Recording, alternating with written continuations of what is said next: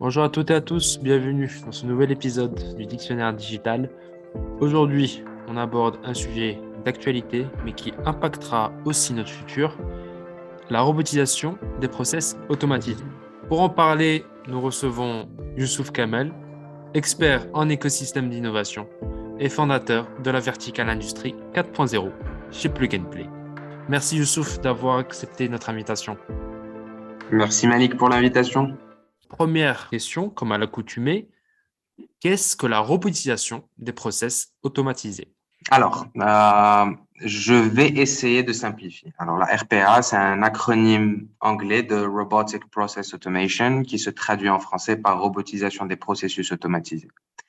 Et en réalité, ce n'est rien d'autre qu'un logiciel appelé robot qui réalise une succession de tâches prédéfinies, pas forcément répétitives. Et donc, ce sont des robots spécifiquement conçus pour effectuer une ou plusieurs tâches réalisées dans un logiciel sans l'intervention d'un humain. Donc, nous pouvons parler de robotisation des métiers en col blanc. Alors, il y a des RPA de front office. On connaît tous les chatbots ou encore les RPA qui répondent aux emails de façon automatique en fonction de scénarios prédéfinis. Ils sont souvent assistés et l'humain généralement prend la main en cas de situation non identifiée. Il y a aussi des RPA de back-office, donc comme les RPA qui récoltent de façon automatique des données de plusieurs systèmes et font un travail de reporting sans intervention humaine. Et ces RPA peuvent être autonomes, donc ils opèrent des traitements sur la base de conditions prédéfinies, ou ils peuvent être, et c'est le niveau le plus complexe, des RPA cognitifs. C'est-à-dire que le logiciel est capable de gérer des données non structurées, de prendre des décisions et d'apprendre par lui-même les différents cas de figure qui peuvent se présenter à lui.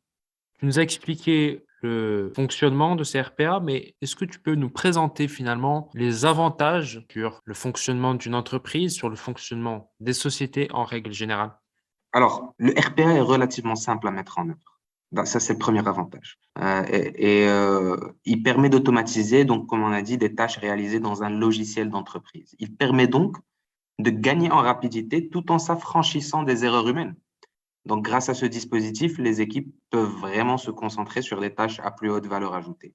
En gros, il permet de faire des économies de temps et d'argent, d'améliorer la qualité des services et il ne remet pas en question l'organisation de l'entreprise car simple à mettre en place. Alors, il s'utilise dans de nombreux environnements en réalité, comme la finance, l'e-commerce, les ressources humaines. On peut voir l'emploi de cette tech dans le traitement de la paix, la gestion de la messagerie ou encore la veille à la sécurité informatique d'un réseau. On le retrouve aussi dans le domaine du transport et de la logistique. Vous avez des RPA qui préparent les commandes, font les suivis d'expédition, etc. Il y a un exemple qui m'a particulièrement frappé au cours de ma carrière lorsque j'étais chez Plug and Play, et c'était dans le domaine de l'assurance.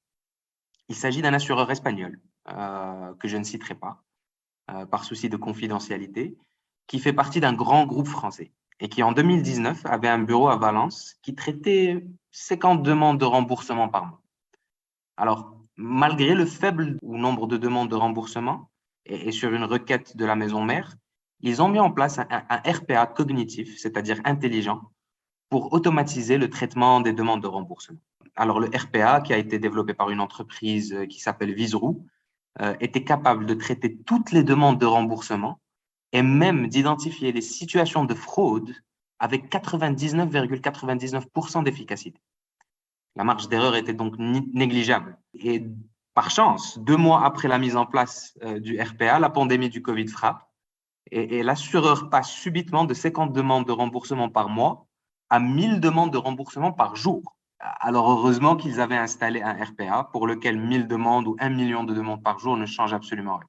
Et en fait, cette assurance était la seule assurance en Europe qui a vu son Net Promoter Score s'améliorer pendant la période du Covid, attestant de la satisfaction de leurs clients, qui ont bénéficié bien évidemment de temps de réponse rapides et efficaces. Alors Youssouf, tu nous as exposé auparavant que les tâches effectuées par ce RPA vont être de plus en plus complexes. Elles vont remplacer de plus en plus de tâches effectuées par des humains. Donc, est-ce que ce RPA va engendrer plus d'avantages que de désavantages liés à ces pertes d'emploi? Alors, c'est une question difficile et c'est une question qui se pose pour toutes les technologies en réalité de cette quatrième révolution industrielle que nous sommes en train de vivre.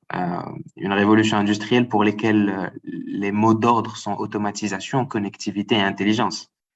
Et donc, pas seulement pour le RPA. Et sur au moins 2 de ces 3 prérequis, l'humain peut difficilement rivaliser avec les machines. Aujourd'hui, les usines, les hangars de stockage, les voitures, le transport en général, la médecine même et bien d'autres espaces. On a vu le cas des assurances, la finance, sont en passe de devenir totalement autonomes, connectés et intelligents par le biais des machines. Que ce soit au niveau du logiciel, donc du software, ou au niveau du hardware. Aujourd'hui, vous avez des robots qui peuvent déplacer de façon autonome les cargos sans intervention humaine et de façon optimale. Bien évidemment, le résultat, c'est qu'il y aura une grande perte d'emploi. Tu l'as dit, Malik. Les chauffeurs de taxi, de bus, autres types de transport, les travailleurs dans les usines et les hangars de stockage, les secrétaires, les responsables des services clients et bien d'autres métiers ne seront plus nécessaires. Une des solutions qui est sur la table et qui a été proposée tourne autour du revenu universel de base où l'État verse à tout le monde un revenu de base pour assurer la subsistance de tous au minimum, dans une ère où une grande partie des métiers ne sont plus nécessaires car remplacés par les machines. Maintenant, je pense qu'on ne peut pas aller contre la marche du progrès, quels que soient les désavantages, les inconvénients, les risques.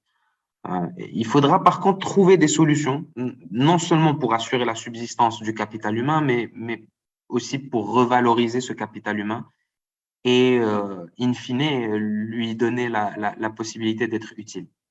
Je pense que c'est la seule chose que nous pouvons faire en ce moment. Merci beaucoup, Youssouf, pour tous ces éclairages. Merci pour l'invitation, Malik.